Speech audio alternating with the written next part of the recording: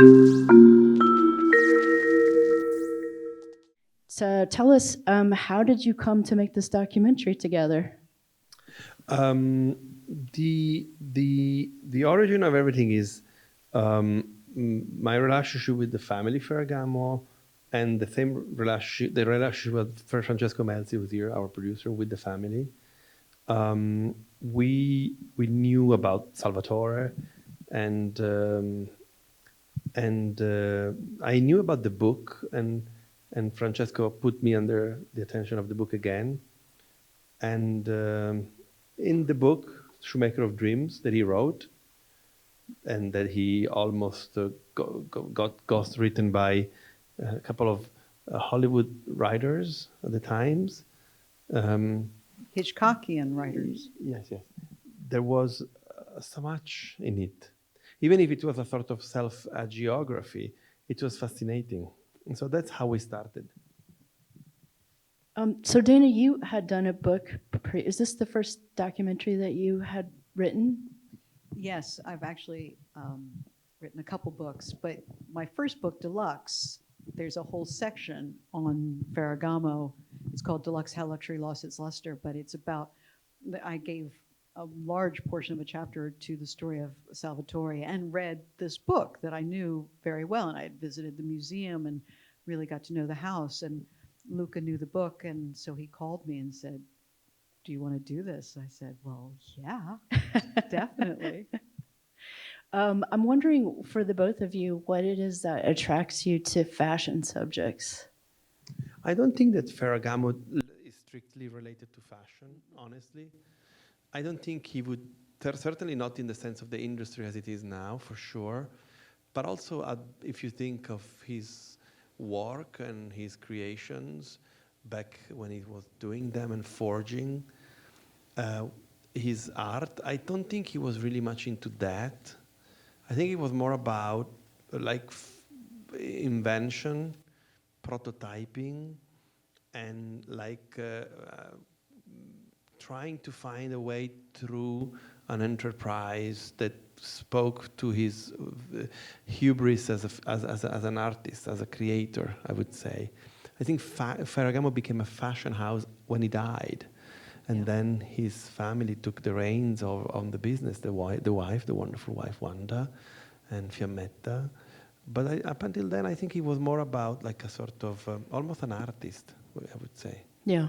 He loved craftsmanship, but he was also a driven entrepreneur.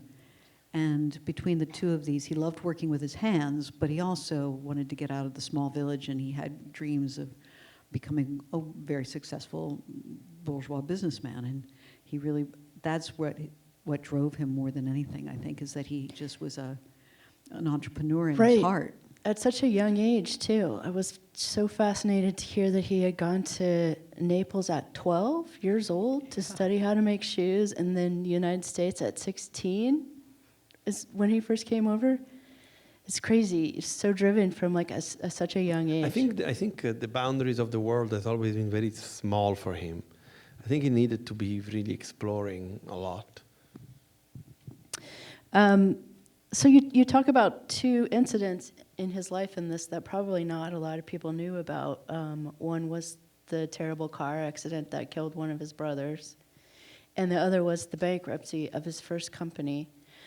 Either one of those things could have been devastating enough to make him, totally stop and rethink what he was doing. Do you have an impression what it was that kept him on the path towards this goal that he had? I think it was exactly that drive that he just had this hunger in him, and he wanted to keep going. And he also had this obsession with anatomy and with the foot, and trying to figure out how to make the perfect shoe and make people be able to walk comfortably, men and women. And I think that it became such an obsession that he was able to channel all of the distress of the accident and everything else into that work. It was interesting when we did the research for the documentary. Being a newspaper person, I went and dug through newspaper archives, and I actually found the original news clipping reporting the accident in the Ventura newspaper from the 20s. I couldn't believe that we we Yeah. dug it up, but we found it, which was really interesting. From that, it was such an important, big accident that it made the newspaper. Right. I think for Ferragamo was really very much about a mission that he was really actually acted by.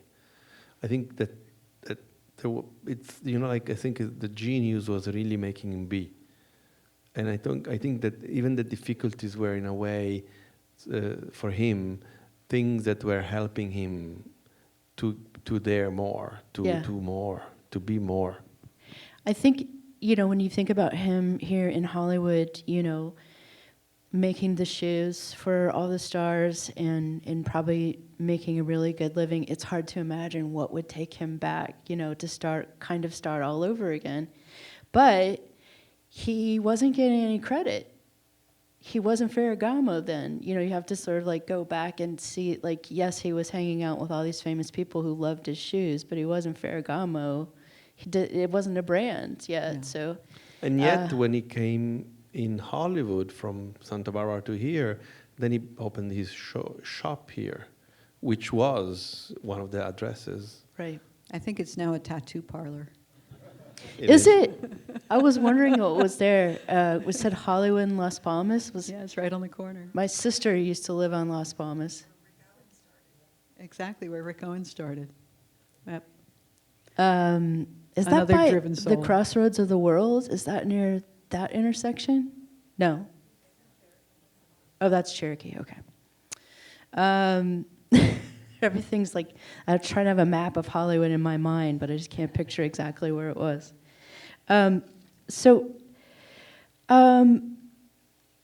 Did you expect to get a laugh on the line "I love feet" when the narration starts "I love feet"? I laughed to myself when I saw it at home, and then I noticed here when I watched it with them that there was a laugh again. I'm glad it worked. I don't know. I love feet. Your narration is done by Michael Stuhlbarg, who was in Call Me By Your Name. Why did you feel, who I thought was so great for this, why did you feel Michael would be a great choice to do the narration? All the narration is coming from, is basically coming from the book and from his voice, the voice of Ferragamo. We hear the voice of Ferragamo in the movie, right? And it was a very warm voice, very kind of a voice that kind of in a way story tells you what he wants you to listen to. But at the same time, you can feel that there is in this voice really a sort of strong passion. And I thought about Michael, first of all, because I love Michael and he's such a great actor and I want to work with him all the time. But also I felt like he could encompass this kindness in a beautiful way. And the passion. And the passion. And then Michael is also playing Bones and All as well. So it's someone I want to be with a lot. I thought that the voiceover narration was fantastic, and also the audio of Salvatore was wonderful. Where did you find this audio? Was it in an archive somewhere? Well, the Museum Ferragamo and the Foundation Ferragamo basically has every single thing you can think about. Ferragamo, everything. They have everything. So it was beautiful to dig out things. It was fun to dive into it, and I mean, Yeah, we had the book, but then to know that that the book was based on recordings and that the recordings were there too was just fantastic. Yeah, he speaks so eloquently about his work. I just loved listening to him talk about it and the way that he envisioned shoemaking, and his curiosity comes out so much, I wanted to know this about the anatomy and I wanted to know that, and so and that was amazing to me, he was in Santa Barbara and he was just like, I need to know more about anatomy, I'm enrolling at USC. He just seemed so whatever he wanted to do, he just did, and it's just so determined and so great. And I always got the sense he was also always in a good mood, right? Yeah. Did we ever come across anything where he was cranky or throwing a tantrum or anything? No. No. No, He did seem very he was a jolly even-keeled. sort. He's a very like grounded person. Yeah. For being a dreamer, he's a very grounded person. This image of like everybody going over to his house for spaghetti. Yeah. I was like, gosh, that's I also so think cool. that Salvatore was a great marketing person. You know, like Oh, yeah. he learned quite soon that he had to sell the idea of Italy that Yeah. he thought was really working. He wasn't really interested in Italy per se. Right, you talked He about that when he invented bought the this building. legacy of right. Florence, Yeah. which is an invention. He thought like where I should put my brand in order to make it sound Italian. Yeah. He invented Florence for his company. And his son said that too. He's to invent made in Italy, which Ferragamo did. Yeah, it's really interesting. It's very like forward thinking too, I think. Yeah. So did you shoot some of these scenes at the Pordenone Silent Film Festival? Yeah. No, sorry. We did it in Bologna Cinema Ritrovato. Sorry. Oh, in Bologna. Okay. In Bologna, not in Pordenone. I've always wanted to go to the But we had all these Pordenone. great scholars there. Yeah. Which was fantastic. Some of to them, meet. which I recognized, and I was like, Jay Weisberger, Scott Yeah. Fundas, Todd McCarthy. We interviewed him in California. yeah, it's great to hear them like contextualize the time period, you know, that this was happening in the United Yeah. States and what was happening, the birth of the film industry, and how he was a part of the birth of the glamour of the film industry. Absolutely. It's amazing. Absolutely. He kind of was one of the agents of understanding what star system meant and how to play with the image of a star. And you know, nobody was going to give a good performance if they were uncomfortable in their shoes. Right. I mean, it just makes sense. It just made sense. He was a really important person in the movie industry. You had to have comfortable shoes. Do you find it interesting that he left the USA in 1927, which is, you know, marks the film industry at the end of the silent era? And right before the crash, too. Yeah. It's interesting. Yeah, probably he might have felt that something was changing. And so like that, he might have felt that he had to do something for himself. I do not believe it was just longing for home, because No. at that stage, what was home for him? I think it really must have really felt that there was a great shift and that he wanted to play in that new regime from a different perspective. Yeah. Yeah, a lot of people have written about what that time must have been like in the film industry, and pretty much everybody imagines it as a huge upheaval for everybody on all levels, no matter what you did in the industry.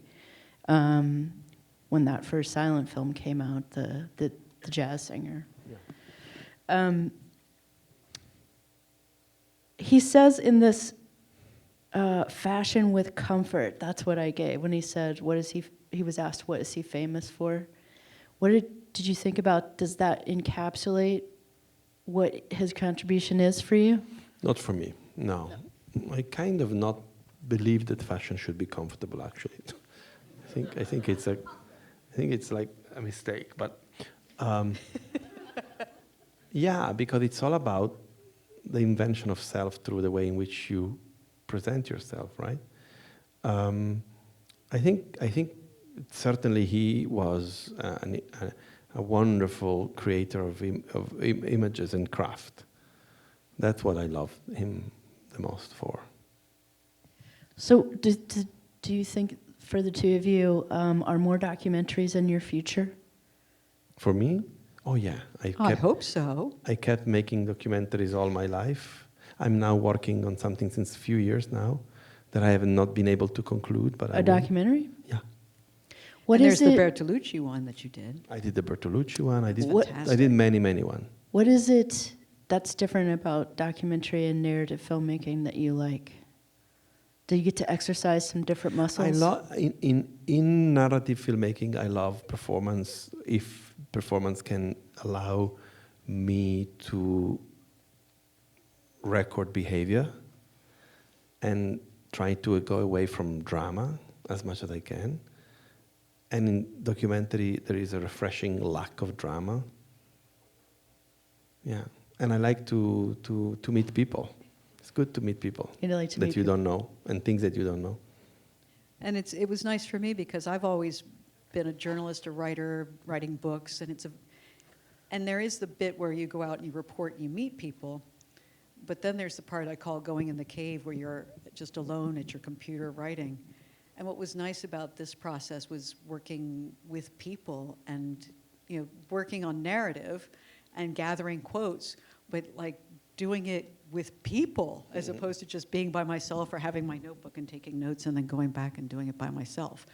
So it was, and also watching and adding another dimension to the Right. work. It was really great.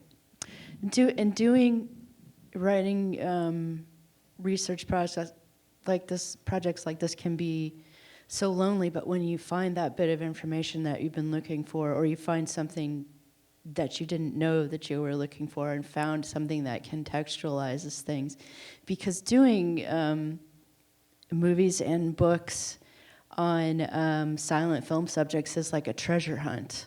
There's so much that hasn't been rediscovered that it's just buried treasure. It's such a ripe field for documentaries and books and everything, because there's, and then when you found that news article, Yeah, that was there's pretty so cool. much buried treasure in So much archives buried, yeah. that I find it like totally amazing.